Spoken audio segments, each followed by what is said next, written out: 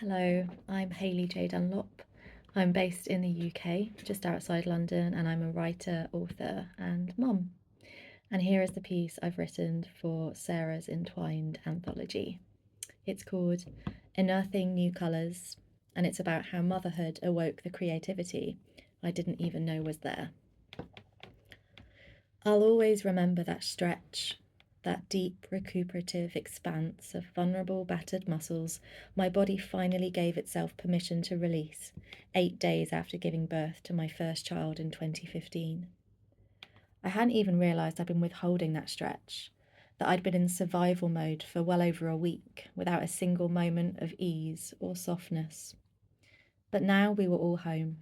We were all together. And as I lay in the same spot on my bed where my waters had broken over a week earlier, my body involuntarily informed my brain that we were safe. I expected to feel joy and relief, but that was the first time I realised that there's nothing expected about motherhood. Instead, that stretch did something else beyond evaporating my physical tension after an unimaginably tricky birth. It turned me inside out completely. The first thing that rushed to the new, raw surface wasn't happiness, but pure fear. Fear about the life I'd left behind and the new version of living that lay terrifyingly unplotted ahead. In my frenzied online journaling that got me through those first few months of parenting, I described these initial days at home with my new baby as the greyest time of my life. I felt like all the colours that made me had been stripped away without my consent, leaving behind a hueless void of a human who somehow had to take care of a newborn baby, as well as heal herself mentally and physically after the most terrifying experience of her life. I wanted this horrific, achromatic existence to go away, so I became determined to recover as quickly as possible, to dig deeper than I'd ever dug before and rediscover my regular colours, day by day, pigment by pigment. At first, I believed I could achieve this by simply tucking all my vulnerable parts back inside again. And for many months, I'd managed to convince the world and myself that I'd successfully done so. That the straightforward colours that everyone recognised, relied upon, and loved about me were back and weren't going anywhere. Writing about motherhood was part of this self delusion. I wrote about my woes with weaning, my battle to lose my baby weight, and other topics that appeared to be popular and palatable to the masses.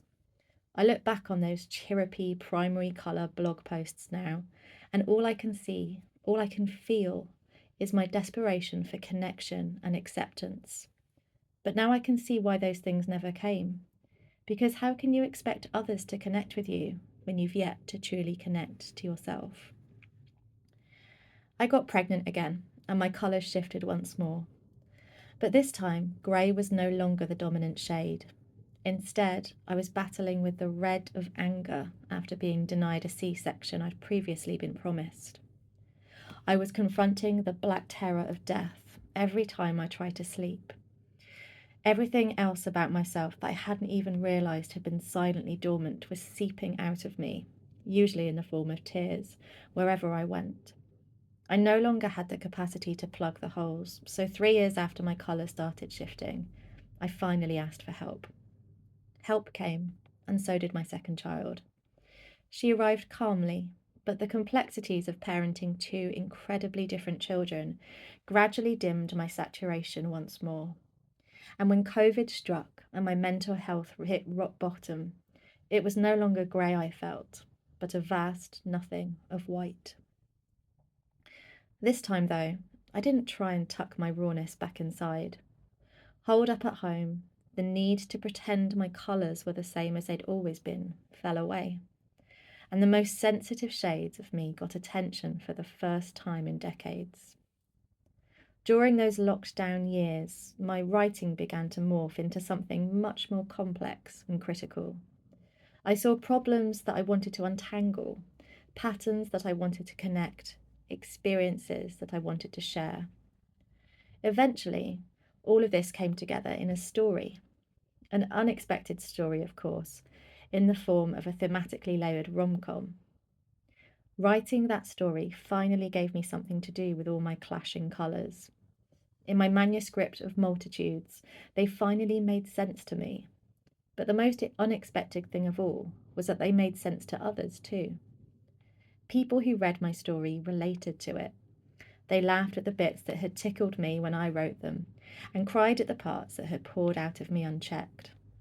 The connections I'd always craved arrived. As the manuscript made its way around the publishing world to an unexpected chorus of approval, I felt something inside of me settle and exhale.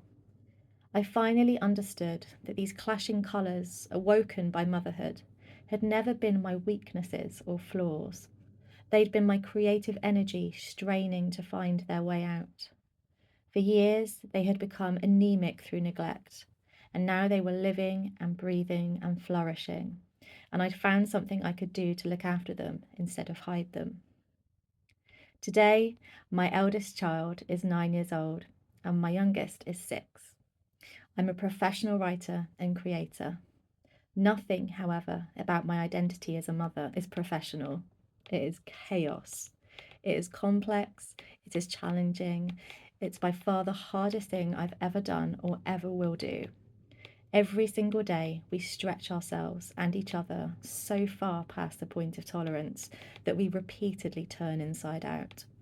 All our colours are ever changing, ever clashing, ever raw, ever glowing, ever shining with beautiful, complicated life. Thank you so much for listening.